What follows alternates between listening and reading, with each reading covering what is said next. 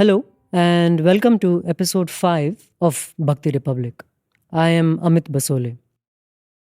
I want to start today's episode with a story about Mirabai.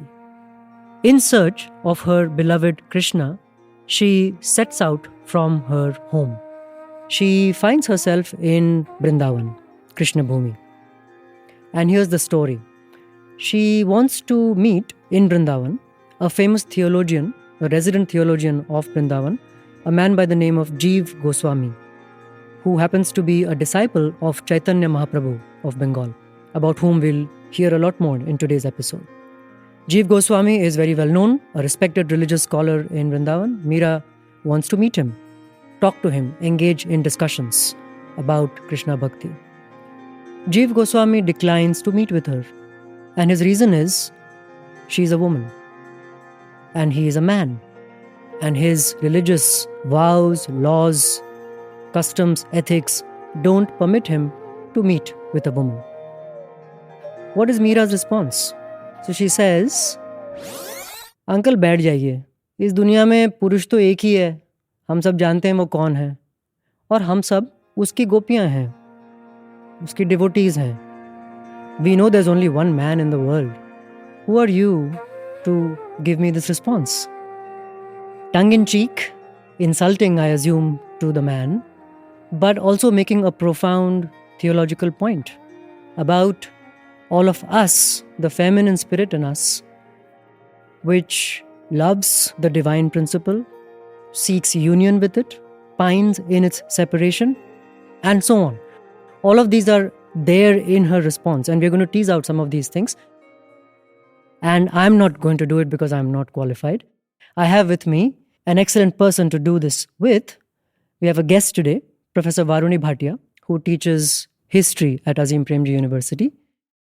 Professor Bhatia is an expert in Vaishnav traditions, especially of Bengal, but also more broadly other Bhakti traditions as well. She's also currently working on a book on religion in India. And we'll be speaking to her today about Krishna Bhakti in North India and in Bengal.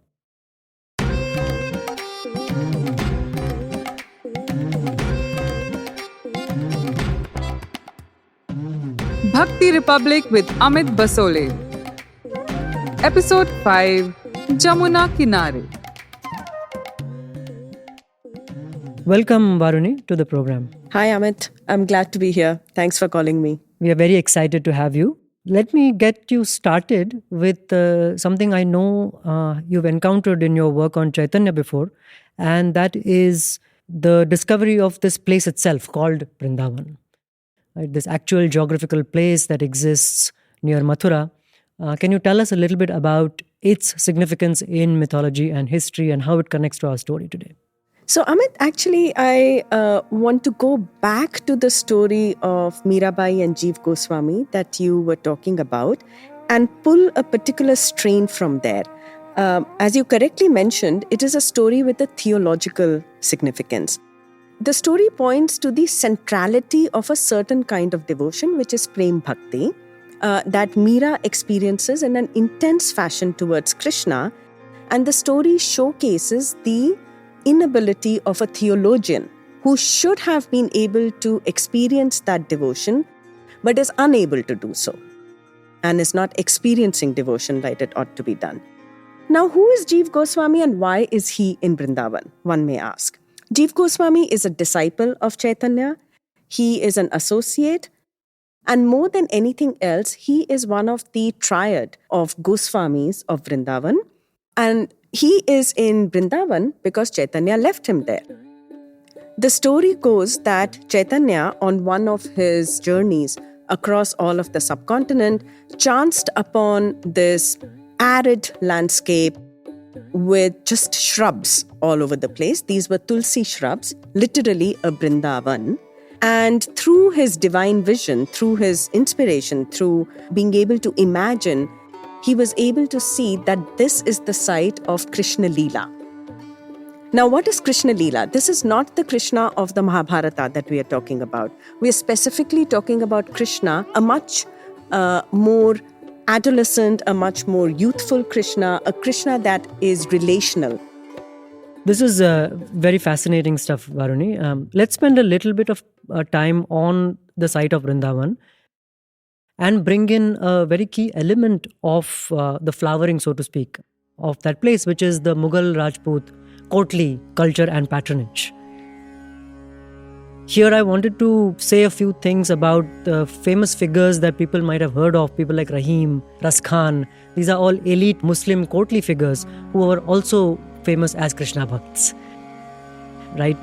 Rahim, for example, has a poem that he wrote called the Madanashtak, which is about Krishna and the gopis and so on. And just to give people a flavor of the poem, I wanted to read a few lines from it. Here's a stanza from the Madanashtak by Abdul Rahim Khan Khana. Kalit lalit mala va jawahir jada tha, chapal chakhan wala chandni mein khada tha, kati tat beech mela peet sela navela, Ali ban albela yar mera akela. Amazing, Amit. I really love how alliteration is working in this poetry. Kalit lalit chapal chakhan chandni. What a brilliant piece of Braj poetry. And, of course, people can spend more time with it and get it, but roughly it's describing the situation of the gopis encountering Krishna. And it's describing Krishna, what is he wearing, what his eyes look like, and so forth, which is very traditional kind of a trope in these type of poetry. But remember, this is Rahim that we are talking about. And again, Ras Khan similarly has poems in praise of Krishna. There are also lesser known figures here who are part of the same Mughal Rajput culture, Muslims who are now remembered as Krishna Bhakts. And one particularly intriguing figure for me is this person called Taj Begum, about whom I can't find much information other than she's somehow connected to the Mughal court, and she's known sometimes as the Mughal Mira. She went to Brindavan, was enamored by the figure of Krishna, the idol actually, and fell in love and so on, and became a Krishna Bhaktin. And apparently her compositions, her dhamar and so on, are played even today in Krishna temples. And sometimes even precede the so-called Ashtachap, which is these sort of 8 important figures of the canon.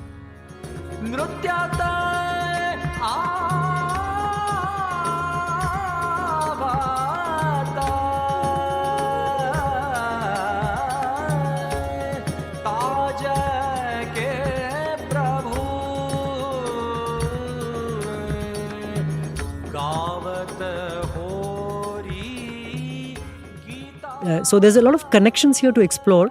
Going back to Ras Khan, he's attributed to be a student of Vithalnath, who is the son of the founder of the Pushti Margis, Vallabhacharya.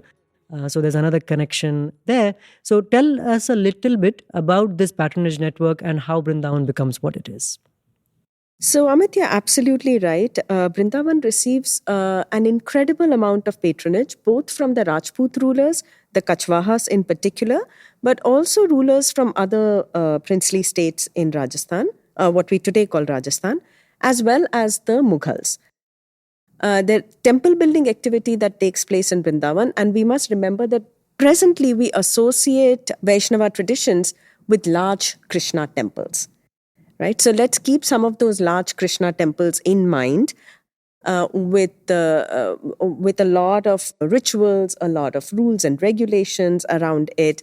These temples, but not just temples, ghats, certain kinds of groves that were considered to be sacred, and the temple building activity that happened around them, the kind of pilgrimage routes that were established, the Braj region, going from one place to another where Krishna had done his Leela, which is common pilgrimage that devotees tend to undertake even today. This is a part of the larger emergence of the Mathura Brindaban region as a very central sacred space, central sacred economy of that time. And this could not have happened without the patronage of the Mughals and the Rajput rulers. As you mentioned, there are, of course, Vallabhacharis, the Pushti Margis, which are very important Krishna Bhakti sect, but who get their primary adherence from various mercantile communities from Western India. So we have the Gaudiyas, the Easterners, and the Pushti Margis, largely the Westerners, in a bit of a conflict situation both of them being Krishna Bhaktas. I'm talking about, of course, the 17th, 18th, 19th century, not contemporary times. But both of them are vying for patronage from these different, kingly spheres, whether they are the Mughal ones or the Rajput ones. So this makes Brindavan into what it is for us today.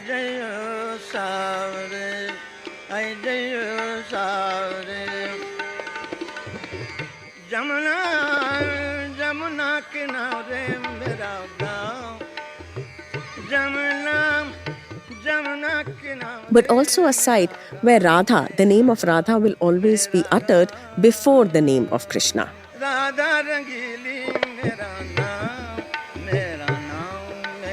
And sometimes Krishna's name will not even be uttered. I remember this time when I was in Brindavan, and everybody on the street would greet you with Radhe Radhe.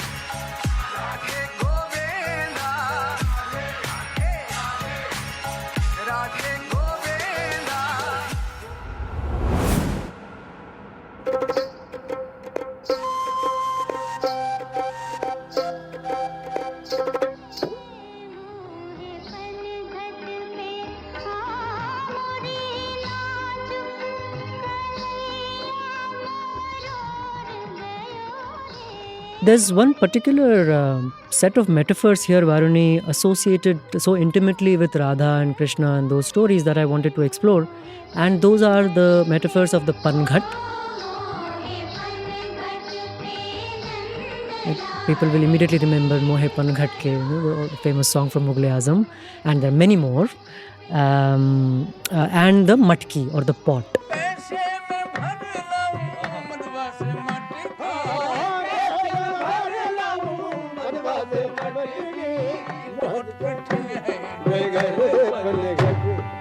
What do these signify in the tradition? What is their theological meaning? So the Pankhat is a oft repeated trope, and I'm glad you brought it up because a lot of things happen at the Pankhat in Krishna legends. It's at the banks of the river Jamuna, Pankhat. So what the banks of the Jamuna river signify is the place of lovemaking between Radha and Krishna. But it's also the place of flirtatiousness. It's also the place where Krishna steals glances with Radha. Krishna will throw pebbles at Radha's pot of water and try to break it. Krishna will steal the gopis' clothes. But the riverside, the banks of the river, become a very, very important trope of Prem Bhakti. And they become a very important trope also because the river is a flow. And Prem Bhakti is also understood to be a kind of a flow of emotions. It is something that you immerse yourself in. So the trope of water emerges as a very, very important trope in this theology, but also maps onto the landscape in a very important fashion. So the landscape of Braj and Brindavan are intersected by the river Jamuna. The river is an important aspect of economic activity, from trade to commerce to agriculture. And it becomes very central to the kind of theology that will emerge out of here. So the river bank is this powerful erotic space. The groves around the river bank are precisely the place that Radha steals away from her married family to go and meet Krishna clandestinely at night. It becomes the space of devotion, but also of a very particular kind of devotion that is located in this absolute love for your God, imagined as your lover. The river is, the consciousness of Krishna, then the matki is your individual soul, your Jiva. And when the matki breaks, then the water merges into the larger waters of Krishna.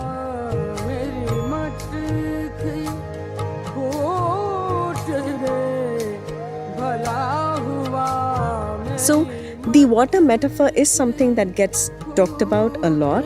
Gagri Phuti is considered to be a good thing, but it's also a way in which you get drenched in love. When you're carrying the pot on your head and that pot is broken, then it is also a moment of pure consciousness. And in that moment of pure consciousness, you're drenched in love and you are one with the person that you're loving. So this relates in a big way to the kind of classical philosophical traditions coming from Shankara, but moving into various kinds of dualist philosophies that we associate with the way in which Shankara's non-dualism gets interrogated in different parts of India, particularly through the Vaishnava milieu. So let me continue on this theme a little bit and draw on something that Jack Hawley, who has written extensively on Surdas and Vaishnavism and among other Bhakti traditions, points out when he's discussing Vallabhacharya and the Pushti Margis. And this is exactly the contrast he's making between the Shankara Advaita view of the world as Maya versus Vallabhacharya's view that the world is here, it's present, it is important to be in this world and realize the divine, right? So to quote Hawley, he's saying, one ought not to retreat from the world, but instead to live gratefully within it as an active participant, a householder. So this gets us into the householder mode of bhakti as opposed to the ascetic mode. Please comment on that. The householder versus ascetic mode towards salvation is quite unique to the Indian religious traditions, and we find them appear quite frequently in bhakti traditions as well. Let me just explain what they are before I go on. Briefly, the ascetic mode is one where you renounce worldly life, you take sannyasa, you take the vows of celibacy, and you dedicate your life to the study of the Vedas. And that is supposed to lead you to real knowledge, which is the knowledge of this world. And within the Shankara Advaita tradition, this world is understood to be Maya. It's understood to be an illusion that average, ordinary people take to be real because they are ignorant. They don't have knowledge. Now, where does that lead the ordinary householder? Earning his livelihood, taking care of his family, doing his everyday tasks, so to speak, in which case. Here is where the Vaishnava theologians from the 10th century onwards who were interrogating Shankara come in a big way. They insist that the world is not Maya. It is not an illusion, that it is real, or it is as real as we can experience it. And moksha or salvation only comes from immersing oneself in worldly activities while remaining aloof from it. Remember, this is something that Gandhi talks about as well, of immersing oneself in worldly activities but maintaining a distance from it. This is also called Bhakti Marga. And this leads to a theology that is immensely attuned to everyday or ordinary life. It looks for emancipation in the ordinary tasks that people do for themselves. And these ordinary tasks are tasks of cooking, cleaning, caring, tending, and so on. Tasks that are often associated with women and with domesticity as well.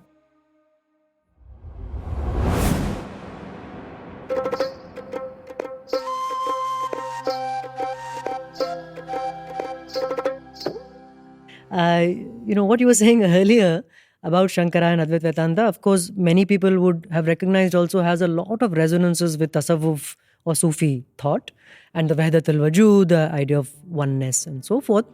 There are thousands and thousands of perhaps verses to choose from even Urdu poets and Persian poets. But the verse that jumped to my mind is a very nice one by Mir. And I'm quoting from memory, so I may be getting some things wrong. But it goes something like this. Mir says, हस्ती अपनी है बीच में पर्दा, हस्ती अपनी है बीच में पर्दा, हम न होएं तो ये हिजाब कहाँ. Oh, that's beautiful, Amit. I also wanted to take this, Mir's mention of hijab naturally brings us also to mind a kind of feminine principle here as well, right? And I know that Chaitanya and his larger legacy in Bengal, there's a lot to be said about the feminine principle and bhakti. So say a little bit about that, bringing in maybe how after Chaitanya also, he's remembered and how his legacy lived on. So the feminine principle is very central to Vaishnava theology, Amit. And Bengal plays a very key role in making the feminine principle central in the way that it becomes. This idea that Krishna is the only man in Brindavan that we began the episode with, the Mirabai episode, and everybody else, whether male or female in Brindavan, they are all gopis. This develops most elaborately in Eastern India. And the tradition that is associated with this kind of a principle is the tradition of Bengali Vaishnavism that originates from Chaitanya Mahaprabhu. In fact, if you look at the two names that he is most popularly known by, Gaurango and Krishna Chaitanya, you see this come together in the most amazing fashion. Gaurango bhojile, Gaurango jopile hoy, dukhero abosan re. Gaurango bhojile, Gaurango literally means the one who has a fair-skinned body, the body of Radha. And Krishna Chaitanya means one who has the consciousness of Krishna. So here is, Chaitanya, who is seen very much to be a joint incarnation of both Radha and Krishna. And in Bengal itself, Radha emerges as a very central figure. In fact, there is this beautiful song from Bengal, a baul song that says,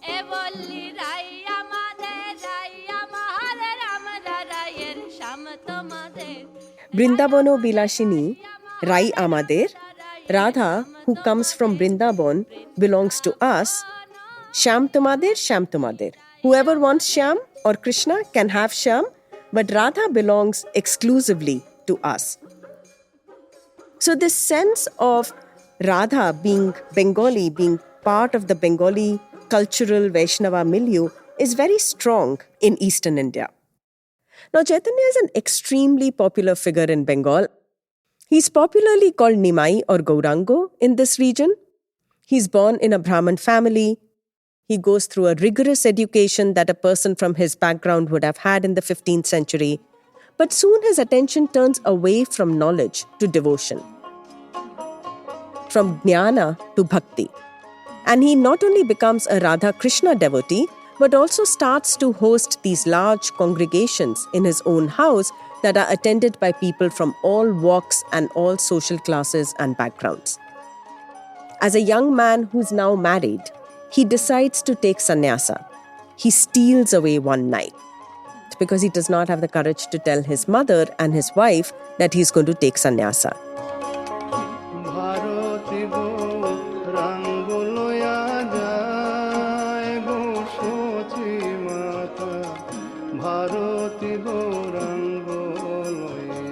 So he steals away one night with another sannyasi and he takes the vows of renunciation. He is a householder who turns into an ascetic, you might say. And as an ascetic, he assumes the name Krishna Chaitanya. He travels across India, and that is when he discovers Vrindavan, which is already something that we've talked about. He leaves his disciples there. And then, in the latter half of his life, well, not that late because he dies quite young, he retires to Puri to spend his last days in the temple of Jagannath at Puri. And the legend goes that he merged into the image of Krishna at the Jagannath temple, very much like Meera's legend, where she merges into the image of Ranchod at the temple in Dwarka. Can you tell us a little bit more about how Chaitanya is remembered in Bengal? What is the connection between this figure, who we just started talking about, and the various sects and popular religious movements, in the Bengali-speaking region, coming all the way maybe to the 19th and 20th centuries?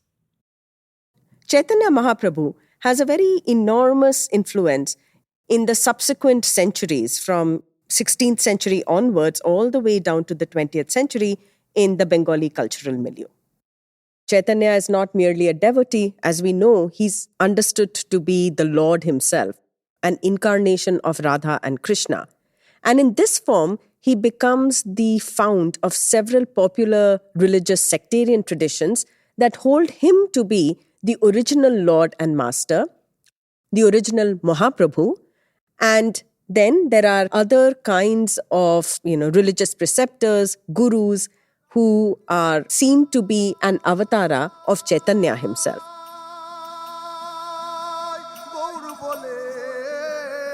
Another legacy of Chaitanya in Bengal can be found in the Baul songs. We've all heard Baul songs.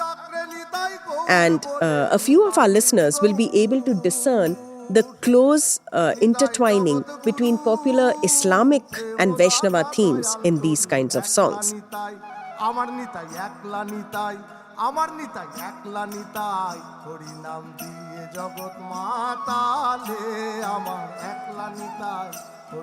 What's important to remember is the presence of popular Vaishnavism, what is called Boshtum religiosity, in amongst various marginalized groups and classes in Bengal, particularly agriculturalist, pastoralist, and artisanal classes. Now, I was also saying how Chaitanya emerges as an allegory at this time. And it is not as Chaitanya once again, but as Nimai or as Gaur that he appears as allegory. And one of my favorite songs over here is this particular song called Amar Gaur Chandir Bajare, Nitai Chander Dorbare.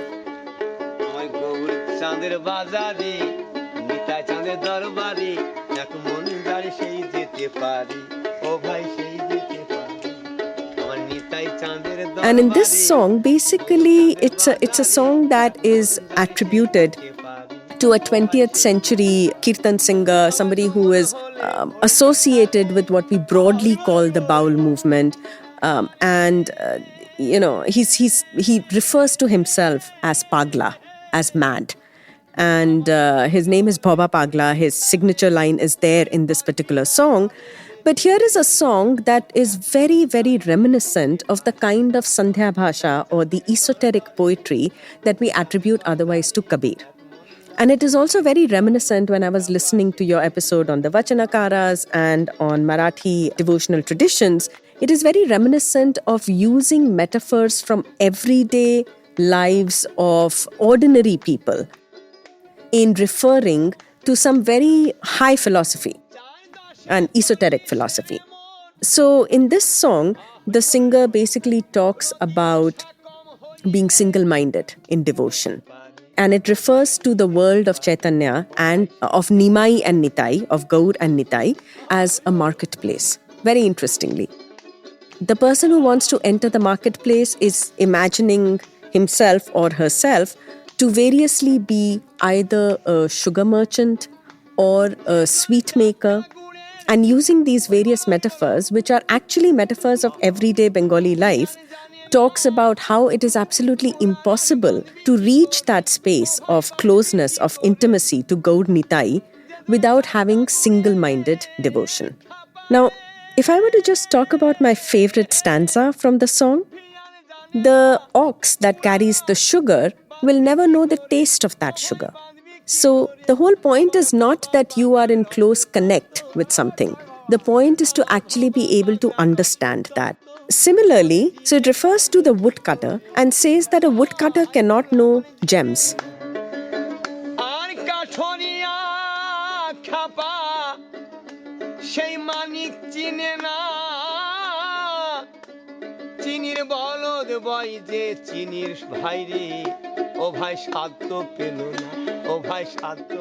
There is a constant reference to Rasa, to Shad, to Totto, all of which are in various ways reminding us about something that is very central to, in fact, classical Rasa theory in Indian aesthetics, which is the concept of experience as something that you can taste, that you can relish, that you feel on your skin and your tongue, that it's a sensory thing.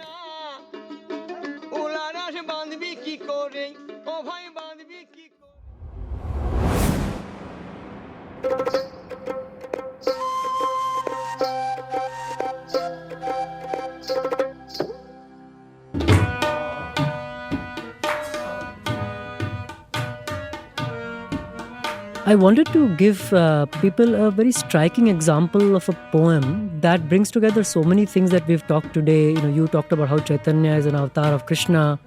We've also talked about how Fakiri, Sufi, the Islamic ideas become together with Vaishnava ideas in Bengal. Here's a fascinating 19th century Sufi saint from UP, whose name is Aughat Shah Varsi.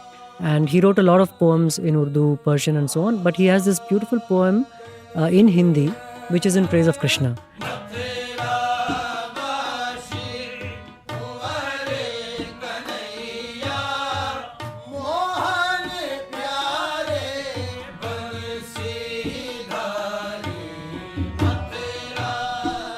And it starts off, innocuously enough, Mathura Basi, Kumar Kanhaiya, Mohan Pyare, Bansi Dhari, very typical. But then there's a stanza in it that really made me, look again to see, really, is he saying this? And I'll just quote that and, leave people with that thought. He says, Ahmad banke dharam batayo.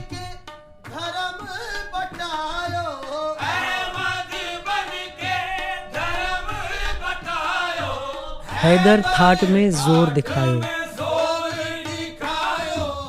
करबल में खुद पीत जतायो, मार लियो तुम आप कटारी, मथुरा वासी कुंवर कन्हैया, मोहन प्यारे बंसी धारी.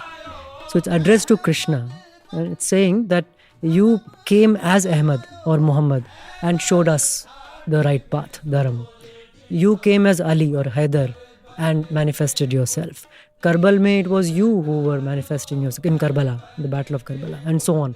So he's taking these very powerful characters and incidences from Islam and connecting it to Krishna. And if one is talking about Urdu poets and Krishna Bhakti, the name of Hasrat Mohani has to be mentioned. A very famous Islamic scholar. He was a Maulana, also a communist. He has this famous Makkah, Mathura, Moscow mantra that he had. Makkah was, his touchstone for Islam, Mathura because he's a Krishna Bhakt, and Moscow because he's a communist. And of course, he took an active part in the independence movement as well. And he has many poems in praise of Krishna. There's a famous couplet, Hasrat ki bhi kabul ho Mathura mein haziri, where he's talking about, I want to visit Mathura and mark my presence in the court. And he has a ghazal in praise of Krishna, which he wrote at Barsana. So he was living in Barsana, in Radha's birthplace. An occasion of Janmashtami, he wrote this ghazal, which is available on Rekhta as well. But I'll just quote one stanza from it, because again, it connects to some very clearly Islamic tropes as well. So he says, Gokul ki sarzami bhi aziz-e jahan bani. Gokul's ground became very dear to me. Gokul ki sarzami bhi aziz-e jahan bani. Kalma padha jo unki mohabbat ke naam ka. When I read the kalma, which is obviously, the Islamic resonance is clear, in his mohabbat, where his is obviously Krishna here.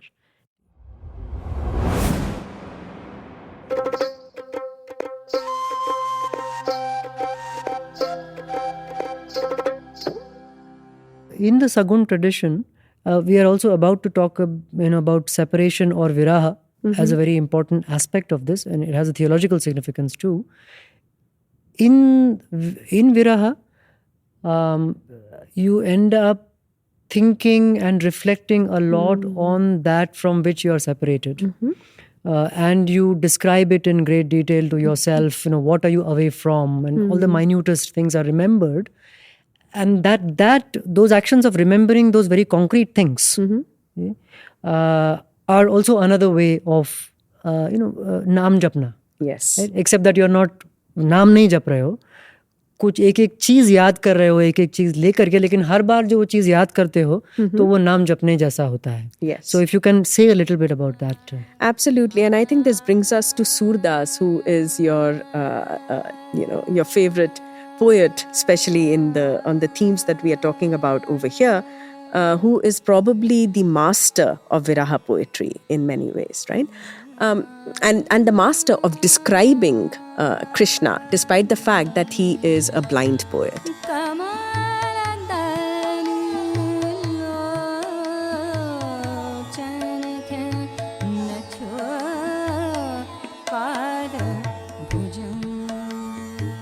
So you of course realize that the description is coming from some kind of an internal vision, or that is what the claim is within the tradition. So it's very true that minutiae details are talked about in Saguna poetry. And in these beautifully allegorical fashion where you have, the snake-like hair, the bees-like curls, these incredibly sort of elaborate and aesthetically pleasing metaphors that are being used to talk about a person's appearance. And you are invited to meditate upon each of those parts, the hair, the curls, the eyelashes, the eyes, the eyebrows, the lips, the shape of the nose, and so on. And in this poetry, of course, then the meditative aspect is then as important as its aesthetic aspect. And the aesthetic aspect then goes into performance traditions, which has its own associations with Kotli culture. So the remembrance part is absolutely central. In fact, it is called Smarana. In Gaudiya Vaishnava theology, describing Krishna and Radha in great detail is called Leela Smarana, remembering the Leela. And the process of remembering is then a process of melting away the duality that you could have as a devotee between yourself and Radha and Krishna.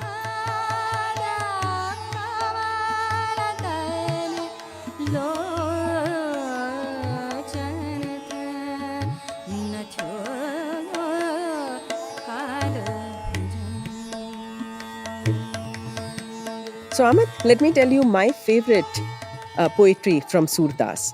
This is in the context of the Uddhav episode, when Uddhav is sent by Krishna to go to Mathura, from Mathura to go to Brindavan, to talk to the gopis of Brindavan, to tell them to stop pining after him in Viraha. And the gopis tell him, Jahu bajahu jahu aage te, Udho pati rakhati ho teri, काहे को जिया रोस दिखावत देखत आँखी बरत है मेरी. And basically it can be translated, and I'm reciting Holly's translation, out, get out of here, Udho. I say this to save your reputation. Why do you insist on kindling my rage? The sight of you sets my eyes on fire. Yeah, they get really mad at him. And there's so many of these examples of this dialogue. And the really wonderful thing about it is that Surdas is giving us a sense of the Nirgun Sagun debate through this, sometimes quite explicitly so, through the dialogue of the gopis and Uddhav, Krishna's messenger. So here's, for example, another poem where they say, Kaise hum deti gopal hi, Uddhav ki meethi in batani, Nirgun kaise leti gopal hi. How could we ever give away the cowherd and take the Nirgun philosophy? Your reference to the curls, like the tresses like snakes and curls like bees and so on. There's an exact example of this that we can give again from Surdas. Sobhit kar navneetu liye sobhit kar, Guturunu chalat renu tan mandit, Mukh dekhi lep kiye sobhit kar. How radiant, fresh butter in his hand, crawling on his knees, his body adorned with dust, face all smeared with curd. Charu kapol lola lochan, go rochan tilaku diye sobhit kar. Lat latkani, manu mat madhup gan, madak madhuhi piye sobhit kar. Cheeks so winsome, eyes so supple, a cow powder mark on his head, curls swinging to and fro like swarms of bees, besotted by drinking draughts of honey. Kanthula kant, braj kehari nak, rajat ruchir hiye sobhit kar, dhanya sur eko pal yah sukh, kasat kalap jive sobhit kar. At his neck an infant's necklace, and on his lovely chest the glint of a diamond and a tiger nail amulet. Blessed, says Sur, is one instant of this joy. Why live 100 eons more?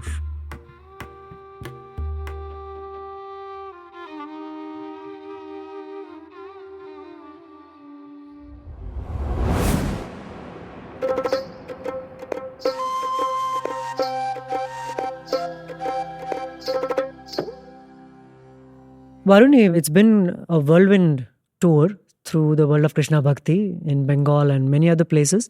What stands out for you in the conversation today?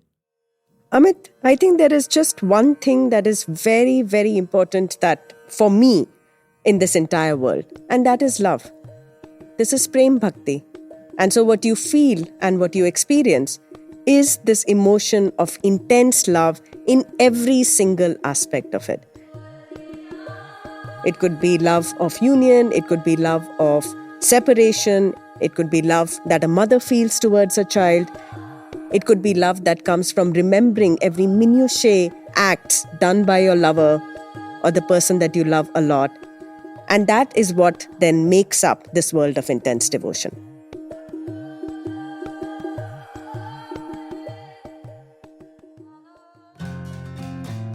The idea of Bhakti Republic was born in perhaps an unlikely place, the Constitution of India. Many of us know roughly what the Constitution talks about, the values that we cherish that are there: justice, equality, fraternity, living in a good society, a good life with dignity and love. All these are though just words, right? So what we were thinking about is, how do you make them real? How do you connect it to what we've grown up with and seen around us? And lo and behold, as I hope you will agree with me after listening to these episodes, this is everywhere. These ideas are everywhere through time, in different parts of India, different languages. People are talking about these same values over and over again, reminding us of what it is that makes life worth living and what is it that we should try to do in this world. In our quest, we started with some very familiar Bollywood music. We looked at progressive poets and how they were bringing values of love and bhakti into their poems. Remember Shailendra, all those episodes back when we discussed his work. We went to the north, we went to Kabir and Ravidas, the classic Nirgun Sants, what they were talking about. We went to Karnataka, looked at the Vachanakaras.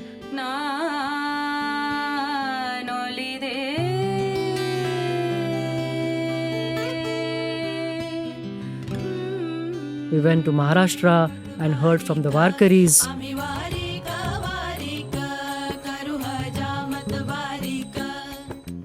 And then we've been looking at the world of Krishna Bhakti, where of course the ideas of love as the main way in which you reach the divine, but not only that, how you operate in the world, really reaches its apogee in so many ways.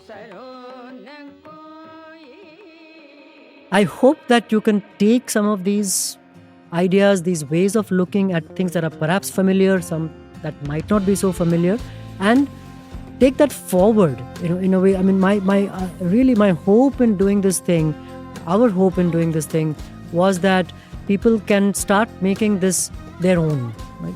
Even if it hasn't been. Maybe it's always been around you in your life, in your family, and you haven't paid enough attention to it. Maybe you've always been aware of it, but have missed a kind of larger lens to look at it, whatever it is, right? And I'm sure there are many people out there who know so much more than we ever will about these worlds. So take it forward and make it your own. Figure out how to use it in your goals for your life today. It's been a pleasure doing this. This is Amit Basole. I wish you much learning, much love, and much joy in life. We are now on Instagram. Follow us at Radio Azim Premji University for show updates, behind the scenes, and much more exciting content. Stay curious.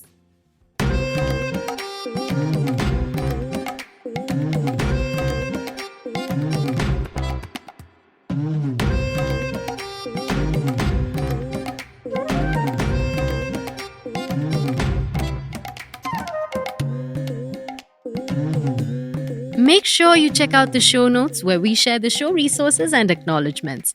And don't forget to subscribe or like our channel for future episodes.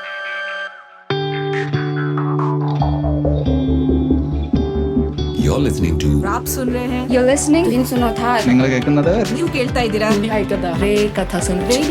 Radio Azim Premji University.